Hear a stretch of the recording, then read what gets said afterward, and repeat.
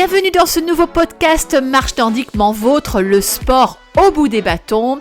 Un podcast qui se veut tonique, sportif, mais surtout qui parle de marche nordique et de l'entraînement marche nordique. Aujourd'hui, nous allons aborder le sujet du retour au calme. Et d'ailleurs, j'ai appelé le podcast « Le retour au calme, le booster de ta récup ». Salut à toi, j'espère que tu vas bien en ce début de printemps. Tout feu, tout flamme, tout chaud patate et surtout des entraînements mais au top niveau qui vont dépoter grave. Alors, dans ce podcast, je le disais en introduction, nous parlons de marche nordique mais nous parlons surtout d'entraînement et de comment bien préparer ces entraînements. Je vais aborder certains sujets, certaines thématiques. La dernière fois, nous avons abordé l'échauffement. Aujourd'hui, nous allons aborder le retour au calme. Alors, c'est parti. Prépare-toi. Prépare un crayon, un stylo et note toutes ces bonnes astuces et ce petit protocole du retour au calme qui est fondamental dans ta séance d'entraînement. Alors, à tout de suite.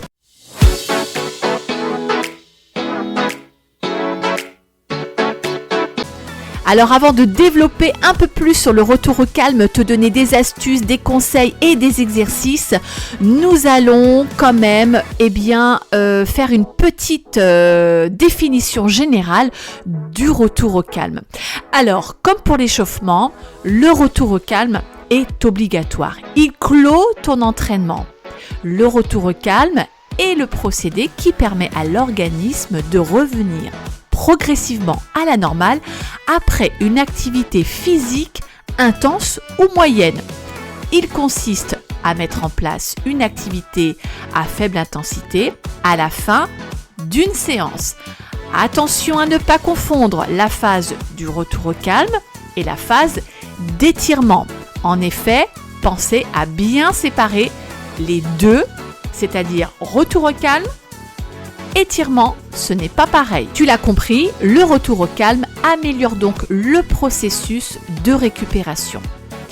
En effet, ce petit rituel de retour au calme permet de récupérer plus rapidement de ta séance du jour, de réaliser les modifications morphologiques, biochimiques et fonctionnelles nécessaires à l'amélioration de la performance, c'est-à-dire la surcompensation, et de préparer l'organisme à la séance suivante dans les meilleures conditions. Alors, les modifications provoquées par une séance d'entraînement, quelles sont ces modifications ? Une séance d'entraînement peut provoquer différents types de modifications pouvant affecter l'architecture même du muscle, de la fibre musculaire, l'équilibre métabolique au sein de tes cellules musculaires, ainsi que de la commande nerveuse centrale. Oui, j'avoue, c'est un peu technique, c'est des mots techniques, mais tu vas vite comprendre le truc.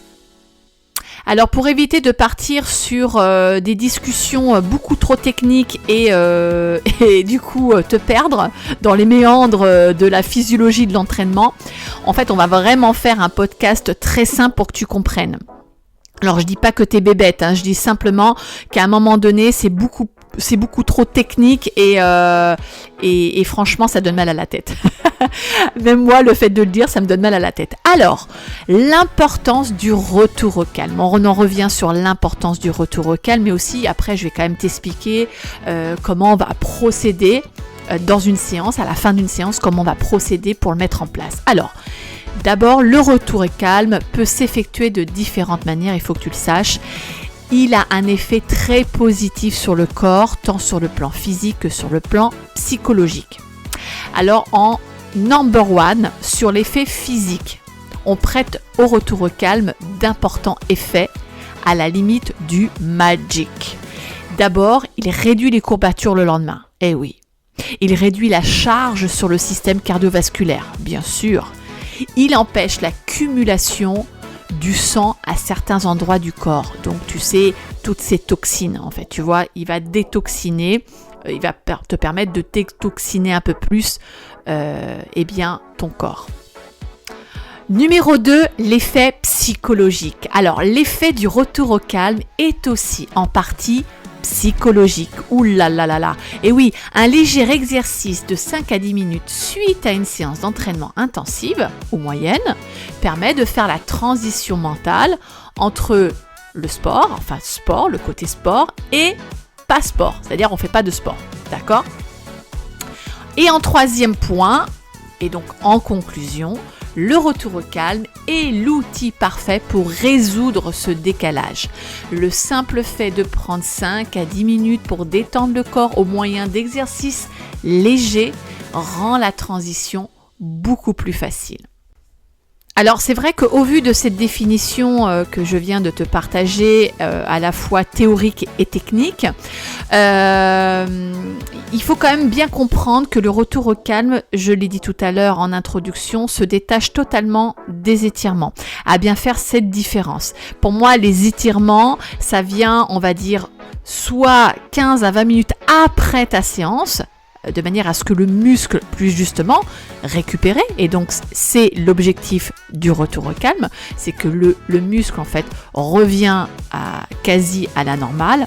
Tu sais que dans ton travail musculaire, puisque même si tu marches nordique, tu as un travail musculaire constant, tout le temps, et donc le muscle se gorge de sang, il se remplit aussi de toxines.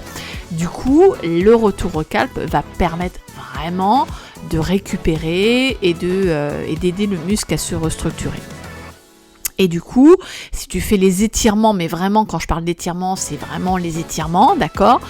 Là, tu risques d'abîmer encore un peu plus ta structure musculaire, ta fibre musculaire. Donc, faire vraiment les choses complètement à part, soit, je te le dis, 15-20 minutes, voire même une demi-heure après la séance d'entraînement, ou bien alors, tu peux même le programmer dans ta séance, dans ton programme d'entraînement, c'est-à-dire un jour après ou 2 jours après. Alors, comment on établit ou comment on construit une séance de retour au calme ? Alors, quand je dis une séance de retour au calme, on va parler de la partie ou de la phase de retour au calme juste après ton corps de séance. Alors, le corps de séance, on n'a pas encore fait de podcast sur le corps de séance et je pense que ce sera l'objet de mon prochain podcast. Donc le premier c'était l'échauffement, le second c'est le retour au calme. Alors tu vas me dire tu fais un petit peu les choses à l'envers. Est-ce qu'il y a vraiment des choses à l'endroit ou à l'envers ? Non, de toutes les manières, tout dépend à quel moment tu écoutes le podcast. J'ai envie de dire, si tu me suis un petit peu. Alors donc le retour au calme vient juste après ton corps de séance et tu sais que le corps de séance, peut-être que tu le sais pas, j'en sais rien. En tout cas, le corps de séance se construit généralement pareil en plusieurs parties. Donc le retour au calme va se faire sur des exercices lents, associés à de la respiration. Nous utiliserons les bâtons pour faire le retour au calme, bien évidemment, puisqu'ici on parle de marche nordique. Donc, lorsque tu fais une séance, essaye de faire tout avec tes bâtons. Alors, comment fait-on pour construire une petite séance de retour au calme ? Alors, comme je suis très sympa, je vais t'intégrer le lien de la vidéo que j'ai faite sur un retour au calme, donc une séance type de retour au calme, très basique, très simple et facile à refaire. Tu verras, j'essaie de bien faire les choses.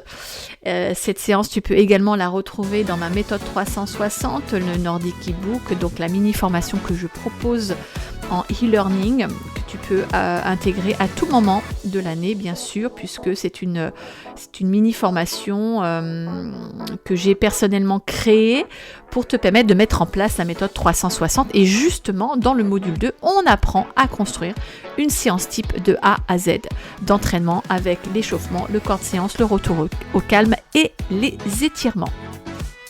Dernière petite consigne avant de vous quitter, ne négligez pas cette phase dans votre entraînement, la phase du retour au calme. La prochaine fois, nous aborderons le sujet du stretching, donc des étirements. Stretching veut dire étirement, donc étirer. La phase d'étirement après une séance. Pour que les étirements soient bénéfiques à ta récupération active, parce que la récupération active, ça aussi c'est tout un sujet. Allez, je vous laisse les amis et n'hésitez pas à liker la vidéo, à partager et puis pourquoi pas commenter, et je me ferai un régal de vous lire. Et d'ailleurs je remercie Véronique qui m'a fait un commentaire sur le dernier podcast de l'échauffement, et d'ailleurs elle m'a donné l'idée de faire cette thématique du retour au calme. Allez, je vous laisse, assez blablaté, et on se dit à très très vite, et surtout sportez-vous bien les amis, bye bye.